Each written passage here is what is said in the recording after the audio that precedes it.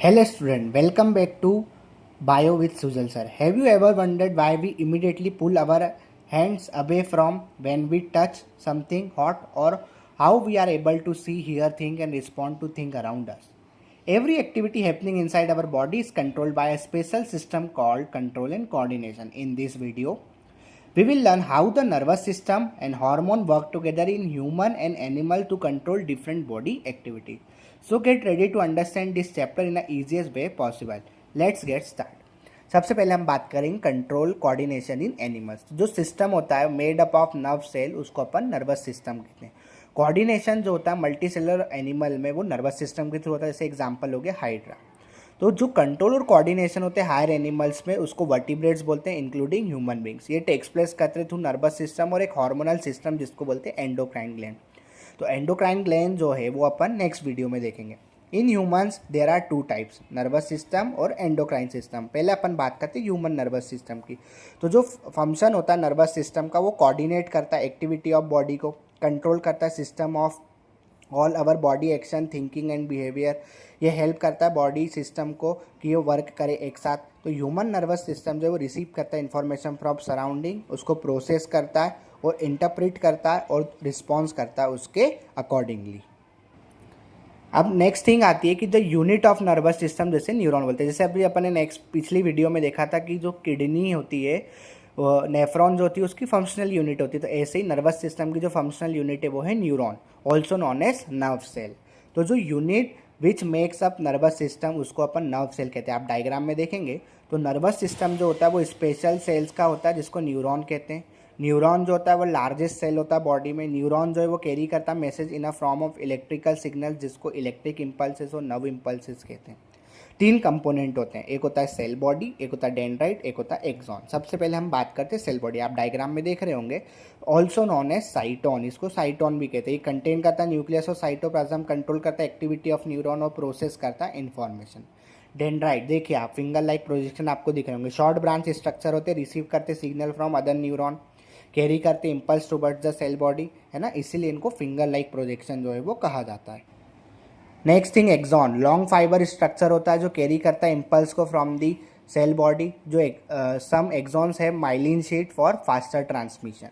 तो फ्लो अपन कैसे समझेंगे नर्वस सिस्टम का, डेंड्राइट, सेल बॉडी, एक्सॉन और नर्व एंडिंग। टाइप्स होते हैं तीन प्रकार के। सबसे पहला आता है सेंसरी न्यूरॉन, ये कैरी करता है message from sense organ to brain और स्पाइनल कॉर्ड। मोटर न्यूरॉन जो होता है वो कैरी करता है मैसेज फ्रॉम ब्रेन और स्पाइनल कॉर्ड टू मसल्स। और जो दोनों सेंसरी और मोटर को कनेक्ट करने वाले न्यूरॉन को इंटर न्यूरॉन कहते हैं। अब भैया आवश्यकता क्यों पड़ रही है, या इसमें जो है वो नर्व जो है वो ट्रेवल कैसे करे। तो स्टिमुलस जो है वो रिसीव्ड होगा, डेंड्राइट सिग्नल रिसीव करेगा, ये सिंगल पास में सेल बॉडी को देगा, वहाँ से जो एक्सॉन है इस इम्पल्स को कैरी करेगा और मैसेज जो है जो भी टारगेटेड ऑर्गन है उसके पास जाएगा। तो जो माइक्रोस्कोपिक गैप होती है दो बिटवीन एडजेसेंट न्यूरॉन को, उसको अपन साइनेप्स कहते हैं।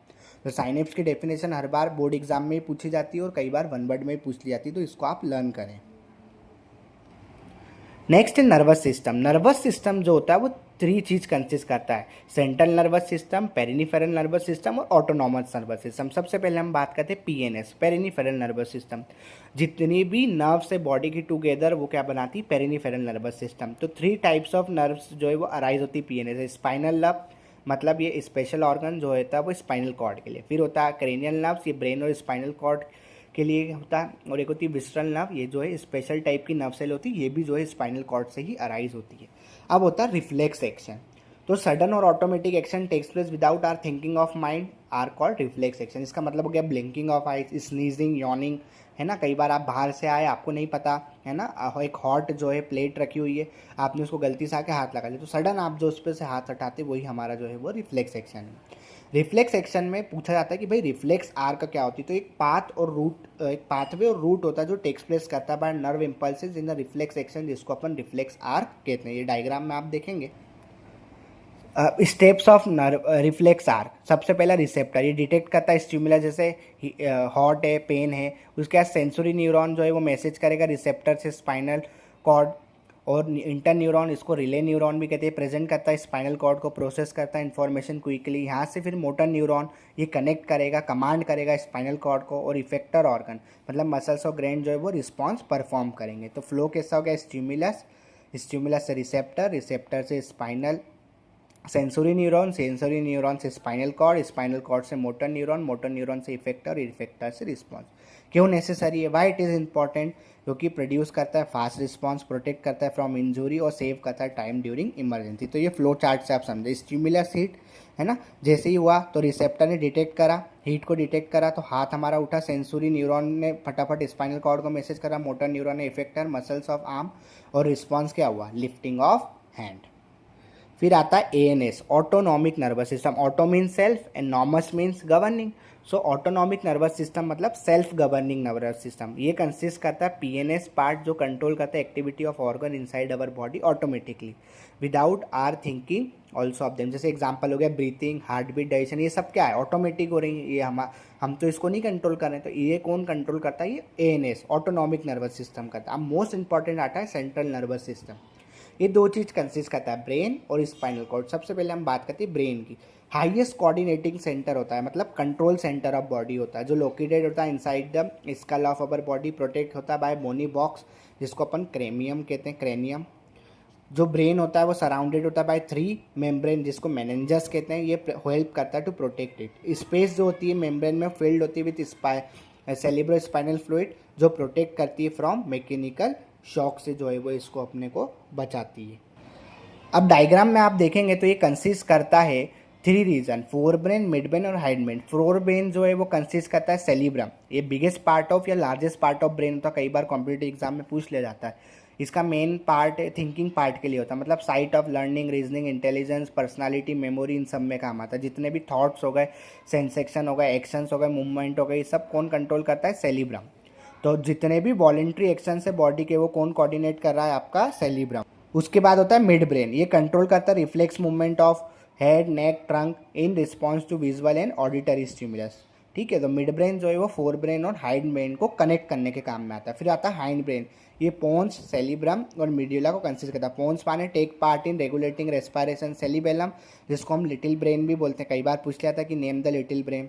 तो सेरिबेलम जो है वो हेल्प करता है maintaining posture, balance of the body, coordinate करता है बॉडी की मूवमेंट जैसे walking, dancing, running etcetera. Medulla जो होता है also known as brain stem, ये कंट्रोल करता है हमारे इनवॉलेंट्री एक्शंस, मतलब जो हमारे विल में नहीं, जैसे heart beat, breathing, blood pressure etcetera. ये कंट्रोल सेंटर होता है for reflex such as swallowing, coughing, sneezing etcetera. तो कई बार जो होता है मिड्यूला ऑब्लोंगेटा डैमेज हो जाता है, कई बार जो लोग हैंग हो जाते हैं, जो लोग फांसी लगा लेते हैं, तो उनका मिड्यूला ऑब्लोंगेटा डैमेज होने के कारण जो है उनको डेथ कॉज हो जाती है, तो मिड्यूला ऑब्लोंगेटस होता है। नेक्स्ट आता है स्पाइनल कॉर्ड, ये सिलेंड्रिकल स्ट्रक्चर होता है, ये बिगेन करता है कंटिन्यूशन विथ मिड्यूला और एक्सटेंड करता है डाउनवर्ड में। एनक्लोज होता है बाय बोनी केज, जिसको वर्टिबल कॉलम कहते हैं। इसमें 33 पेयर होती है नर्व, जो अराइज होती है स्पाइनल कॉर्ड से और कैरी करती है मैसेज बिटवीन ब्रेन बॉडी, और कंट्रोल करती है रिफ्लेक्स एक्शन को, कोऑर्डिनेट करती है बॉडी मूवमेंट को, एक्ट करती है एज अ कम्युनिकेशन पाथवे। इसलिए इसको आप याद रखने के लिए जो एक सिंपल सा इसका नारा है कि जो ब्रेन है वो कंट्रोल सेंटर है, पर जो स्पाइनल कॉर्ड है वो एक टाइप का कम्युनिकेशन सेंटर है। So today we learned how humans and animals control coordinate different activity in their body. If you found this video helpful, don't forget to like, share with your friends and subscribe to the channel. Also comment below and tell me the topic which you found the most interesting. See you in the next video with another exciting topic. Thank you for watching Bio with Sujal sir.